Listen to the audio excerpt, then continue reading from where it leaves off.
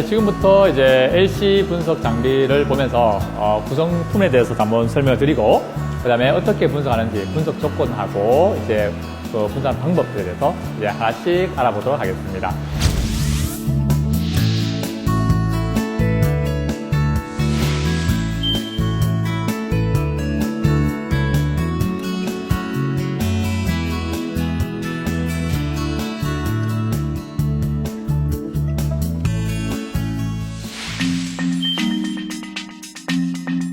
먼저 LC를 보시면은 위에 이제 병들이 보이죠? 이 병들이 바로 이제 일루원트, 이제 이동상이 되겠죠. LC에는 이게 용액이 이동상을 쓰기 때문에 이 병들이 이렇게 많이 나열되어 있습니다. 보통 병이 4개가 있는데 이걸 부를 때 채널이라고 부릅니다. 채널 A1, A2, B1, B2 이렇게 여기는 4개의 채널이 되어 있죠. 이렇게 이동상으로 쓰이는 용매가 있는데 한 개를 이제 열 수도 있고 2개를 동시 섞어서 넣을 수도 있고 4개를 동시 섞어서 넣을 수도 있습니다. 네, 참고로 알고 계시고요. 여기서 이제 이동상이 계속 흘러서 어디로 가느냐. 요 안쪽에 보면 필터가 있습니다. 필터로 먼저 들어갑니다. 이 필터가 하는 역할이 뭐냐면은 이 필터는 이제 이 용매 안에 이제 버블들이 생길 수 있기 때문에 이 버블들이 컬럼에 들어가면은 나중에 검출기를 통과돼서 이제 작은 호스틱이라는 이상한 픽들을 만들어냅니다. 그래서 이 버블들을 제거시키는 역할을 합니다. 예전에는 이 버블을 없애기 위해서 여기서 진공도 걸고 또 용액을 넣은 다음에 하루 동안 정치도 시켜야 하는데 요즘엔 필터가 있기 때문에 필터에서 버블들을 이제 모두 제거를 시켜주죠. 버블들을 제거한 상태에서 이 펌프로 들어갑니다, 밑에. 이 펌프에서 결국은 여기 있는 용매를 뽑아 올리게 된 거죠. 뽑아 올려서 이제 펌프를 통해서 어디로 가느냐 하면 이 라인을 타고 갑니다. 이 녹색 라인을 쭉 타고 이제 시료 주입구로 들어갑니다. 이쪽이 바로 이제 시료가 주입되는 부분인데 여기에 보시면 노즐이 하나, 주사 바늘이 하나 들어있는데 여기서 이제 시료를 뽑아 올린 다음에 이 이동상 사이에 시료를 주입을 시킵니다. 주입시키면 이동상하고 시료가 섞여서 이쪽 컬럼으로 들어갑니다. 여기에 컬럼이랍니다. 컬럼을 이제 통과해서 이제 요 안쪽에 보시면 검출기가 요 안에 들어있습니다. 검출기를 통과해서 이제 분석이 이루어지는 겁니다. 전체 라인은 이동상에서 이제 펌프를 뽑아 올려서 펌프에서 시료가 여기서 주입되고 컬럼을 통과시킨 다음에 검출기 쪽으로 들어간다고 이렇게 순서를 보시면 되겠습니다. 그럼 이 구성품에 대해서 하나씩 한번 살펴보도록 하겠습니다. 자, 이동상 용매를 선택할 때는 일반적으로 극성 용매와 비극성 용매에서 혼합해서 쓰는 경우가 많습니다. 그래서 이 극성 용매를 어떤 걸 쓰느냐에 따라서 이제 물질을 잘 분리할 수도 있고 또 잘 분리가 안 될 수도 있습니다. 그래서 이 사용하실 때 또 극성 용매에서 때에 따라서는 극성 용매를 처음에 많이 넣어줬다가 나중에 비극성 용매를 넣어줄 수 있는 이 프로그램을 따라서 바꿀 수가 있습니다. 그리고 이것처럼 이 극성 용매 자체를 이제 섞어서 임의적으로 넣을 수 있는 걸 기울기 용리라고 보통 부르는데 앞서 이런 식으로 설명드렸습니다. 기울기 용리라고. 기울기 용리를 쓸 수 있는 것이 요 이동상의 이 종류들입니다. 종류들이니까 여기 대해서 참고로 알아주시면 되겠고 이 버블 특히 조심해야 된다는 거는 좀 전에 설명드렸으니까 잘 기억하셨을 것으로 봅니다. 자, 이 펌프 파트에서는 이제 이 일루원트를 뽑아내는 게 이 펌프에서 뽑아내는데 이 펌프를 뽑을 때 이 라인 자체, 이 일루원트의 이 라인 자체에 버블이 생길 수 있기 때문에 이 버블도 뽑아낼 때 요 라인을 돌려줍니다. 이게 돌려준 상태에서 충분히 버블을 뽑아내고 난 뒤에 이제 잠궈줍니다. 잠가주는 역할을 할 수가 있고 또 요 안에는 보면은 이렇게 작은 필터가 하얀색 필터가 하나 들어 있습니다. 이 필터가 하는 역할은 뭐하냐 하면은 이 일루원트 자체에서 넘어오는 것들에도 이물질이 있기 때문에 이 이물질들이 컬럼에 들어가면 컬럼을 이제 오염시킬 수 있습니다. 그래서 1차적으로 이 펌프 안에 이런 작은 필터가 있고 수시로 갈아줘야 된다는 거, 이것도 명심해 주시기 바라겠습니다. 펌프를 통해서 이제 시료들이 이제 오토 샘플러 쪽으로 들어오게 됩니다. 여기는 이제 시료 주입구가 되는데 시료 주입구에서는 지금 여기는 오토 샘플러 장치되는 오토 샘플러는 이제 여기에 판이 있습니다. 이 판에서 이제 각 위치가 다 정해져 있습니다. 이 위치마다 시료를 꼽고 이제 그 장착한 다음에 이제 시료를 분석하게 됩니다. 그래서 시료 분석할 때는 자동으로 이제 요 안에 보면 바늘이 있는데 이 바늘이 시료를 집어서 올린 다음에 이 흘러가는 그 일루원트 사이에다가 혼합을 시켜서 컬럼으로 통과시켜 주게 되겠습니다. 자, 이동상을 타고 이제 시료가 혼합된 상태에서 이 컬럼으로 들어오게 됩니다. 이 컬럼에 들어오는데 이 컬럼을 사용할 때 여러분께서 주의할 점이 몇 가지가 있습니다. 이 모든 컬럼은 시료가 들어오는 방향과 시료가 나가는 방향이 정해져 있습니다. 이 방향이 바뀌어버리면 안 된다는 거. 이 컬럼 같은 경우는 여기에 뾰족뾰족한 화살표가 보이죠. 여기서 시료가 들어와서 일로 시료가 나간다는 표시입니다.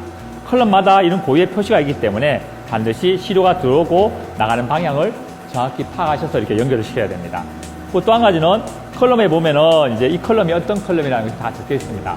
이 컬럼 같은 경우는 요 자세히 보시면 안에 C18하고 C하고 18이라는 숫자가 적혀 있습니다. C18이라는 컬럼이라는 이야기고 또 5마이크로라는 숫자가 여기 안에 적혀 있는데 C18의 입자 사이즈가 5마이크로짜리가 이 안에 충진되어 있다는 것을 의미를 합니다. 이 컬럼은 평소에는 항상 용매가 꽉 차 있습니다. 용매가 꽉 차기 때문에 이 용매가 꽉 차인 상태에서 보관을 하셔야 됩니다. 그렇기 때문에 여기에서 컬럼을 한번 보시겠습니다. 자, 이 컬럼을 보시면은 양쪽에 이렇게 막아놨죠. 막아놓은 이유가 좀 전에 설명드렸다시피 이 안에 용매가 만약에 날아가게 되면은 기포가 생기게 됩니다. 이 기포가 이 안에 차게 되면은 이제 다음 시료를 찍을 때 기포들이 계속 조금씩 흘러나오게 되죠. 그러면서 이 고스트 픽이 생깁니다. 고스트 픽이 생기기 때문에 반드시 양쪽을 이렇게 꽉 이렇게 요걸로 꽉 이렇게 메워서 이제 이 자체가 그 안에 있는 용매가 빠져나오지 않도록 보관하셔야 됩니다. 만약 이걸 장기간 사용하지 않을 때는 한 6개월 정도는 한 개씩 꺼내서 한 번씩 꺼내서 반드시 용매를 한 번 더 채워주셔야 됩니다. 아무리 꽉 막는다 해도 이 자체적으로 약간씩 셀 수가 있기 때문에 한 1년 이상 그냥 놔둬버리면 컬럼이 새 것이라도 못 쓰는 경우가 태반입니다. 그러니까 이 컬럼 관리를 반드시 잘 하셔야 되겠습니다. 자, 마지막으로 검출기 파트입니다.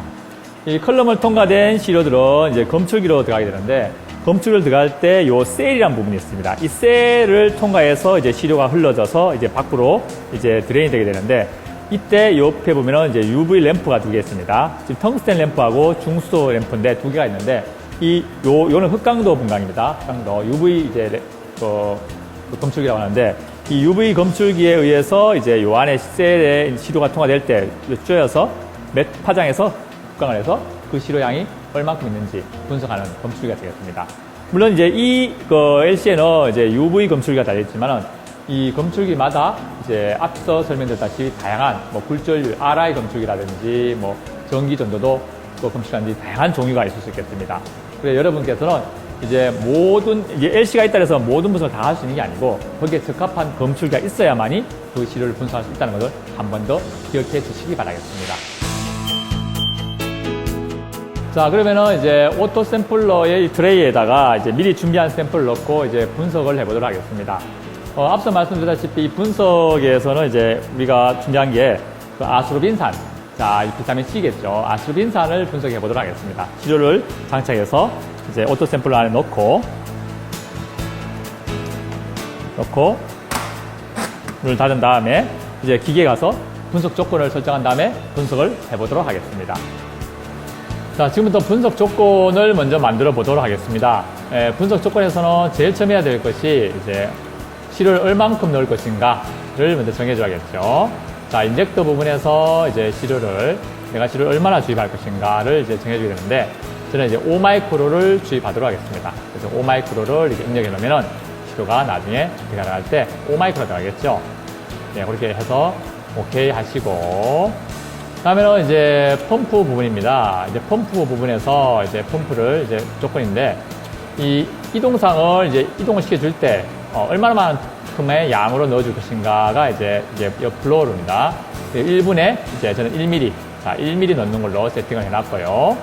그 다음에 이제 용매 중에서 A용매, B용매가 있는데, 이거 몇 대 몇을 섞을 것인가를 정하는 부분입니다. 그래서 그 부분에서는 이제 B용매를 ACN으로 해서 이제 10% 넣고, 나머지 90%는 물을 넣는다고 이렇게 세팅을 했습니다. 이와 같이 세팅을 하면은 물 90에다가 ACN 10%를 자동으로 뽑아 올려서 혼합된 상태에서 이제 그 컬럼을 통과하게 될 겁니다. 이렇게 해서 이제 오케이 해서 이제 입력을 시켰고요. 그 다음에는 이제 이게 UV 이제 검출이기 때문에 몇 파장에서 검출할 것인가를 정해 주셔야 됩니다. 그래서 여기서는 비타민 C 같은 경우는 이제 표준물질을 이제 아스로빈산으로 한다고 했습니다. 예, 아스로빈산 같은 경우에 이제 흡강하는 게 254파장입니다. 자, 254파장 앞에다가 체크를만 딱 하시면은 이제 체크된 부분에 254파장에서의 흡강도가 나타날 겁니다. 이렇게 파장을 이제 정해 주시고, 자, 그러면 이와 같이 이제 분석 조건들을 다 이제 설정을 한 다음에 이제 요거는 오토 샘플러를 돌리기 때문에 오토 샘플러의 이제 시료 위치를 알려주는 시퀀스를 짜야 됩니다. 자, 시퀀스는 제가 미리 다 짜놨기 때문에 그대로 불러오면 되겠습니다. 이런 조건으로서 해서 파장은 254나노미터 파장에서 분석했다는 이 메소드가 다 짜진 겁니다. 짜져서 시퀀스로 미리 불러냈고, 스타트를 한번 해보겠습니다. 스타트를 이제 누르게 되면은 이제 자동으로 이제 짜여진 시퀀스에 의해서 이제 1번부터 시료들을 뽑아 올려서 분석이 시작될 겁니다.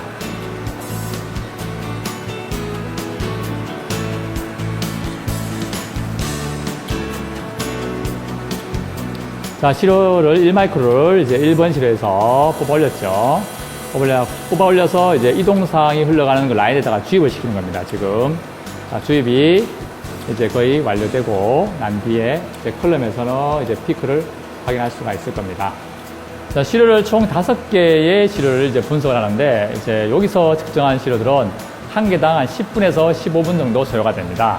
그래서 이 총 시료를 다 치게 되면 1시간 이상 걸리기 때문에 시료가 분석이 완료된 상태에서 그 결과가 어떻게 나오는지, 그 나온 결과들을 어떤 식으로 해서 이제 최종 그 비타민 C의 함량을 추출해내는지를 확인해 보도록 하겠습니다.